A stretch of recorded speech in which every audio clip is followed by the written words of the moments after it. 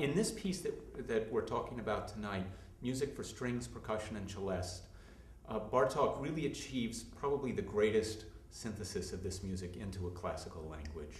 This is a work from 1936, really the core of his most mature and prolific decade. It's a completely original idea. He takes from the orchestra only the strings, the percussion section, and including the piano as a percussion instrument, and the celesta, what we think of with the Sugar Plum Fairy, and constructs a work out of this. There's actually two string orchestras which are set on opposite sides of the stage. They play antiphonally, ideas bounce from one to the other.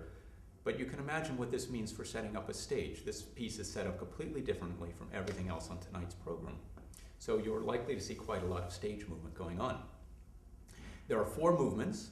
Ultimately, it's like a symphony, but he was not thinking of symphonic form. It's simply music for strings, percussion, and celeste. The first movement of music for strings, percussion, and celeste is a fugue, very much in the style of Johann Sebastian Bach, but in a completely different tonality, so that you might not even know that it's a fugue listening to it. It's something that builds up from one voice to more and more voices.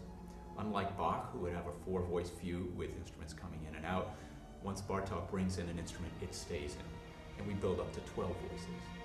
It reaches a huge climax and then recedes into some mystical territory.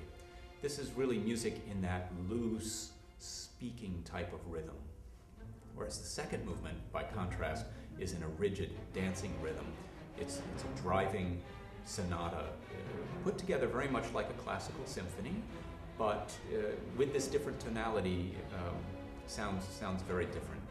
So in this way, Bartók is really commenting on the age-old traditions of fugue and sonata, but showing how they are transformed by the folk-based language that he's developed.